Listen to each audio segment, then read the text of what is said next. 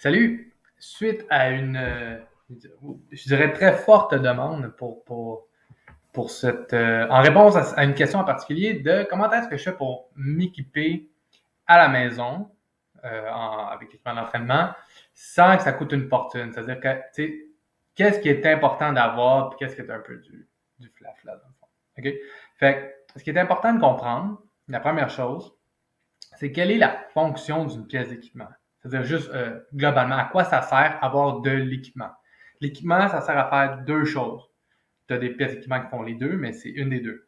Augmenter la variabilité, c'est-à-dire le fait de pouvoir faire plusieurs choses différentes, de pouvoir varier ton entraînement avec des mouvements différents que tu ne peux pas faire sans équipement, et ou ajouter de la difficulté à un mouvement en particulier. Okay? Fait que ça, c'est vraiment les seules deux choses que fait l'équipement en entraînement. OK?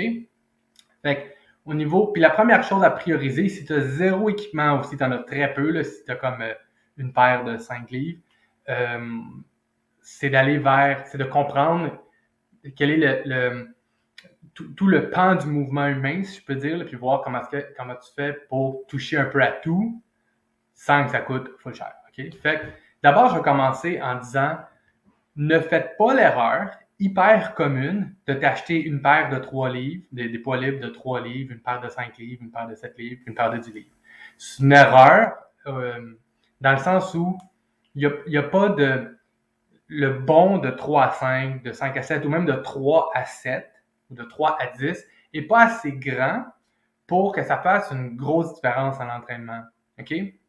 C'est-à-dire que c'est des choses qui sont trop semblables pour que ça vaille la peine de justement t'équiper pour augmenter la variabilité de ton entraînement ou augmenter la difficulté.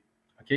Donc, la première chose à comprendre, comme je disais, c'est le concept du mouvement humain. Là, c'est quoi les mouvements? En gros, là, il y a 3 mouvements, puis là, il existe 1000 variantes de chaque mouvement. Mais les 3 mouvements sont le mouvement de squat. Fait que tout ce qui est entraînement de jambes, c'est une variance, c'est une version, je veux dire, du squat. Fait que tu peux squatter. Tout le monde comprend squatter, là, comme t'asseoir à terre. Ben, pas à terre, là, mais bas. Puis là, tu peux squatter les pieds larges, tu peux squatter les pieds étroits, tu peux squatter les pieds largeur des épaules. Tu peux faire ce qu'on appelle des split squats, fait comme des fentes, fait qu'un pied en avant, un pied en arrière. Tu peux faire des fentes en marchant, tu peux faire des fentes en reculant, etc. Okay? Fait que c'est tout des variations du même concept, du fait de plier ton genou, puis tes hanches, dans le fond, pour descendre. Okay? Tu peux pousser avec tes bras, fait que comme un push-up, tu peux pousser par en haut, c'est avec tout ce qui est poussé. Là, tous les angles, là, tu comprends, ton bras, il fait un mouvement circulaire, fait que tu peux pousser dans tous les angles, tu peux pousser directement par en haut, un petit peu par en avant, un petit peu par en avant, complètement devant toi, même en bas de toi. Tout ça, les deux que je viens de nommer, tu peux les faire sans équipement. C'est-à-dire que le mouvement ne requiert pas en soi l'équipement. L'équipement qui devient pertinent pour ces mouvements-là sont, tu veux augmenter la difficulté de ces mouvements-là. De ça, tu vas le faire via des poids. Puis là, je vais rentrer là-dedans dans quelques minutes. Le troisième mouvement, qui lui exige obligatoirement de l'équipement ou un objet, là, ça peut être des cannes de conserve, c'est tirer avec tes mains. Fait que comme je viens de dire, tu peux pousser par en haut, puis là, tout circulairement jusqu'à par en avant. Tu peux faire la même chose en tirant. Fait que tu peux tirer quelque chose du haut vers le bas, de l'avant vers l'arrière, puis tout ce qu'il y a entre les deux, comme ton bras bouge de même. Okay? Fait que tu peux tirer comme ça, comme ça, comme ça, comme ça, comme ça. Puis là, tu peux, dans le cas de pousser aussi, tu peux pousser de même, tu peux pousser les mains de même, tu peux mettre tes mains de toutes sortes de façons. Sauf qu'en gros, tu pousses ou tu tires. Mais pour tirer, il faut que tu tires sur quelque chose. Tu peux pousser contre quelque chose, précisément que tu as la pièce d'équipement fondamental de mur et plancher. Fait que tu peux faire un push-up sur le mur, un push-up sur le plancher, sur une chaise, c'est-à-dire entre les deux.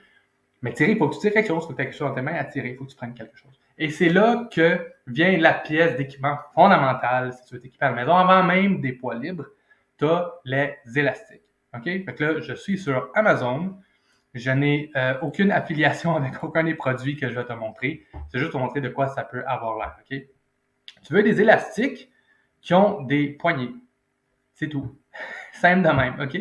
Là, l'idée, c'est que t'en veux plus que moins parce que tu veux pouvoir augmenter la difficulté progressivement à mesure que ta force ou ta performance globalement augmente. OK? Comme je te dis, là, moi, j'ai juste écrit comme élastique, puis là, ça m'a sorti des résultats dans Amazon. Fait que tu veux quelque chose comme ça. quelque chose que des élastiques puis des poignées. Ça, c'est plus important que n'importe quelle autre affaire, okay? Parce que ça va aussi t'offrir plus de variance aussi. Tu peux augmenter la difficulté de ton squat avec ça. Si l'élastique est assez grand, tu peux, je suis assis à mon bureau, tu peux être debout sur l'élastique, puis tenir les poignets dans tes mains. Donc, à la mesure que tu vas monter, l'élastique va augmenter en tension, ça va être plus dur. Tu peux aussi faire des push-ups. Avec ça, ça va être pousser si tu attaches les choses derrière toi. Par exemple, un vidéo, tiens, comme ça. Fait que tu tires dans la même. Puis là, je pense que cet homme-là, il fait quelque chose avec ses bras. Fait que ça, c'est l'équivalent de pousser. Tu peux faire des choses avec tes hanches, etc. Fait qu'un kit d'élastique avec des poignées, ça te permet de toucher à plein de variances différentes du mouvement, de variations différentes du mouvement, et d'augmenter la difficulté progressivement. Là, il y a celui-là, c'est le premier qui est apparu dans ma recherche. C'est pas pour rien, ils doivent payer pour la pub pour apparaître en premier. Fait que tu peux magasiner ça un petit peu. Ce que tu ne veux pas nécessairement au début, c'est des élastiques comme ceux-ci au Skamasuri. Ceux-ci, en anglais, on appelle ça des loops. Là, je sais pas exactement comment ça s'appelle en français. Mais ça, ce n'est pas intéressant comme début. Ça sert à augmenter la difficulté de certains mouvements spécifiques. Fait qu'avant d'être rendu là, tu as d'autres pièces d'équipement qui ont bien plus de bénéfices. Puis, c'est ça. Fait que ça, tu n'as pas besoin de ça. Ça, c'est hyper vendu aux femmes en plus, là, parce que ça travaille les fesses. Puis, ce qui travaille les fesses, là, c'est faire des squats. Comme tu fais, elle fait des squats. Puis, en passant, l'idée de faire ça comme ça, là, de mettre au Skamasuri, de mettre l'élastique autour des hanches, ça engage la partie externe des fessiers parce que tes fesses, anatomiquement, tes fesses sont aussi sont attachées à tes hanches. Fait que le fait de devoir pousser tes hanches vers l'extérieur, ça augmente la difficulté du mouvement. Fait que c'est pas que ça sert à rien, c'est juste que faut que tu sois capable de faire plein de squats avant que ça vaille la peine de jouer avec ça. Okay? Fait que tu commences avec des élastiques avec des poignées. Première chose. D'ailleurs, ne lésine pas sur les prix pour ces choses-là, pour les élastiques. Parce que ce qui fait varier le prix, c'est la quantité de caoutchouc dans l'élastique. Plus il va y avoir de caoutchouc, meilleure va être la qualité. Si tu achètes des élastiques à 10$, ils vont péter, c'est sûr qu'ils vont péter rapidement. Fait que, lésine pas sur le prix. C'est-à-dire la différence entre, encore une fois, je vais au hasard, là, une affaire à 30$, puis une affaire à 20$ ou à 15$, ça va être 10$, puis tu vas en avoir pour vraiment plus, soit plus de variabilité, ça va être de meilleure qualité. Fait que lésine pas sur le prix sur tes élastiques, parce que c'est vraiment juste une question de combien de caoutchouc dans la pièce d'équipement. Okay? Fait que ça, c'est la première chose. Comme j'ai dit, je veux réitérer, tu veux un maximum de variabilité, tu veux pouvoir combiner les élastiques. Là, je dis ça de même, cela, ça a l'air d'être un bon kit. Celui qui est devant moi en ce moment, le fait de pouvoir mettre plusieurs élastiques, puis qui sont longs, puis qui sont pas très courts. Donc, le fait qu'ils sont longs, ça fait que tu peux te mettre debout, etc. À penser aussi que, là, ça, c'est pas une pièce d'équipement en soi, mais tu veux pouvoir accrocher l'élastique au plafond ou en haut de ta tête. Parce que tu veux pouvoir tirer, excusez pour le soleil, tu veux pouvoir tirer du haut vers le bas. Donc, pour tirer du haut vers le bas, tu dois avoir quelque chose au plafond sur lequel mettre l'élastique. Okay? Fait que tu veux réfléchir à ça. En passant, parlant de tirer du haut vers le bas, tu remarqueras, ça, c'est le mouvement de pull-up ou de chin-up. Une barre à chin-up, c'est cool, c'est utile, j'en ai une. C'est juste que si tu n'es pas capable de faire un chin-up, puis ton but, c'est pas de faire des chin-up ou des pull-up, comme pense pas trop à ça. Okay? C'est pas comme tout de suite si tu commences. Parce que si tu n'es pas capable de faire un chin-up, en plus d'avoir la barre, ça te prend un élastique, comme sur ma souris, comme ici. Ça sert à ça, ces élastiques-là. C'est comme des loops, comme ceux-là ici, sauf qu'ils sont plus longs, plus résistants, puis qui servent à te tirer vers le haut. Dans le fond, tu attaches l'élastique après la barre, puis toi, tu t'assois ou tu t'agenouilles, tu te mets à genoux dans l'élastique, puis là, l'élastique t'aide. C'est comme si tu enlèves une certaine partie de ton poids, puis il t'aide à monter.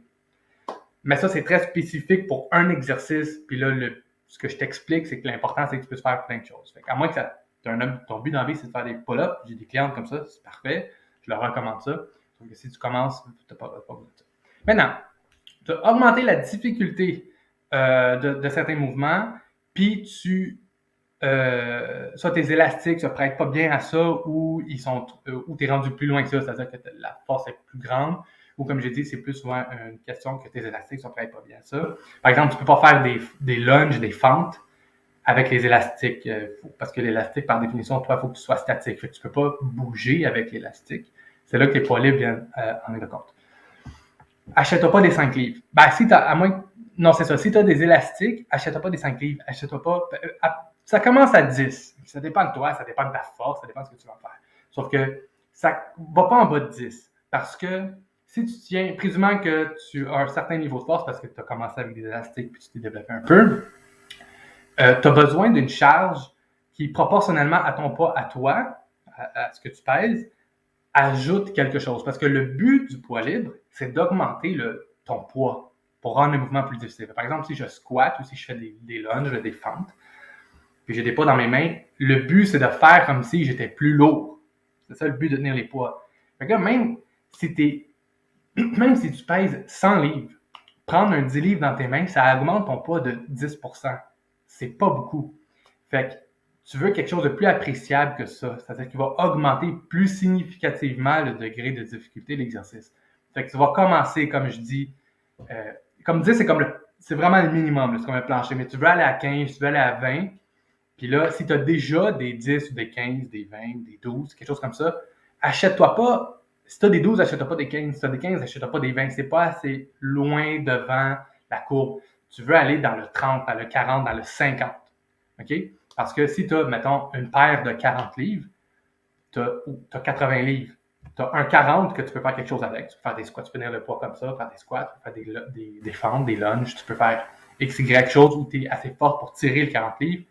Mais en fait, tu as 80 livres, puis là, tu as un autre 40. Fait que là, si tu développes la force pour faire des squats avec 80 livres, puis en passant, c'est pas tant que ça. C'est-à-dire que si ça prend partir de zéro à squatter quelque chose où tu as besoin de prendre 50, 60, 80, 100 livres sur ton dos, quelque chose dans tes mains, dans le poids libre. C'est pas si long que ça. Ça se compte en mois. C'est pas si long que ça. Si tu t'y dédies, tu vas progresser ultra rapidement. Fait que, pour résumer l'affaire, tu veux augmenter la variabilité de tes capacités à faire les exercices. Élastique avec poignée, lésine pas sur la qualité, lésine pas sur le coût pour ça. Okay? La différence de 15$, paye-la, ça va tout changer. Après ça, tu peux aller vers des poids libres d'un certain poids, justement. Surtout si tu as déjà des élastiques qui t'amènent à 10, 15, 50 livres de résistance. Ta paire de 10, ça n'ajoute rien. Tu vas aller dans le 30, dans le 40, dans le 50. OK? Il y a deux autres pièces d'équipement uniques, c'est-à-dire qui comment dire, sont particulières. Il y a le TRX, que tu as peut-être déjà entendu parler. Si tu t'es déjà entraîné dans un gym, tu as déjà vu ça. Les TRX, c'est le même principe qu'un élastique, sauf que c'est pas un élastique, c'est juste des poignées. OK? Fait que ça te permet de tirer, ça te permet de pousser comme des élastiques, mais comme ils ne sont pas élastiques, ça apporte d'autres choses à ton entraînement. Fait que tu peux faire des exercices de jambes, tu peux faire des exercices d'abdos. Je ne rentrerai pas là-dedans ici, là, tu vas sur YouTube, tu vas en trouver une tonne. Ça, c'est plus cher, OK? C'est dans le 200$, genre, là, selon le kit. Puis TRX, c'est une marque, là, il y a d'autres marques qui font ça. C'est juste TRX, c'est de loin le plus connu. Si tu t'es déjà entraîné dans n'importe quelle grosse bannière de gym, ils ont ça. Okay? Fait que c'est plus cher, sauf que ça ajoute pas mal de variabilité. Puis là, la dernière affaire, le gros kit, c'est des dumbbells ajustables. OK? Ça, c'est des poids libres qui s'ajustent. Comme par exemple, ça, c'est un gros vendeur. Évidemment, ça, c'est de loin la pièce d'équipement la plus chère. Juste avant d'acheter une machine. Une machine, c'est des milliers de dollars, il faut qu'on ne rentre pas là-dedans. Le but de la capsule, c'est sans que ça te coûte trop cher. Fait que là, des dumbbells ajustables. Il y a plusieurs sortes. Les Bowflex sont très, très populaires. Puis là, je suis en train de racheter des Bowflex. Il y a plein de marques. Fait que magasine ça un petit peu. Le prix, ça va toujours ressembler à ça. Là. Ça va être genre entre 350 et 600 dollars, mettons. Là, évidemment, c'est cher. Je suis pas en train de dire que c'est pas cher. Le bénéfice de ça, c'est que c'est hyper résistant. Si tu achètes ça, ça va être bon 10, 15, 20 ans. Première chose. Deuxième chose, ben, ça te permet d'augmenter. Comme je t'ai dit au début, achète-toi pas des 10 si tu as des 5, ou achète-toi pas des 15 si tu as des 12. Mais ça, des fois, ça, c'est utile. Okay? Des fois, 12, c'est trop facile. Le meilleur poids pour ce que tu es dans ton entraînement, ça serait 15. Mais là, de t'acheter des 15, ça n'a comme pas de sens. Le but, c'est de minimiser les achats entre guillemets inutiles. Mais si tu as une paire de poids qui va de 5 à 80, tu règles ce problème-là. Ça coûte plus cher. Le coût unitaire de choses est plus cher. Sauf que ça coûte beaucoup moins cher que si tu achetais des 5, des 10, des 15. Okay? Parce que, pour te donner une idée, le prix des poids, post-COVID, là, pendant la COVID, ça n'a pas rapport. Mais post-COVID, c'est revenu un petit peu à la normale. Tu vas payer hors de grandeur, 1,50 par livre. Fait que si tu achètes une paire de 20, c'est 40 livres, là, 2 fois 20. Fait que 40 fois 1,50, c'est comme 60 $. Une paire de 20 livres. Fait que là, tu peux t'acheter, par exemple, dans le cas ici, puis les prix sont semblables, pour 500 $, tu peux t'acheter comme si tu achetais un rack de 5 à 75. Okay? Fait que, je reviens encore, élastique avec des poignées, lésine pas sur le prix, une paire de poids libres plus pesante que ce que tu penses que tu as besoin pour le moment. Puis là, si tu aimes vraiment ça ou tu as le goût d'être pesé, puis ça va vers des TRX et ou une paire de poids ajustable. Puis après ça, là, tu tombes dans t'acheter un banc, puis tu tombes dans t'acheter une barre avec des plates, mais là, comme tant qu'à ça, si t'es rendu là, tu pourrais ou t'abonner dans un gym où tu sais ce que tu fais, puis t'as pas besoin de trop penser à ça, là, c'est parce que tu y as pris goût, puis tu t'équipes, entre guillemets, pour de vrai. Mais disons que tout cela dit, si tu achètes un kit d'élastique à 50 $, puis 50 $ de poids libre parce que tu t'achètes une paire de 25, genre, tu peux aller très très loin avant de devoir upgrader ton équipement.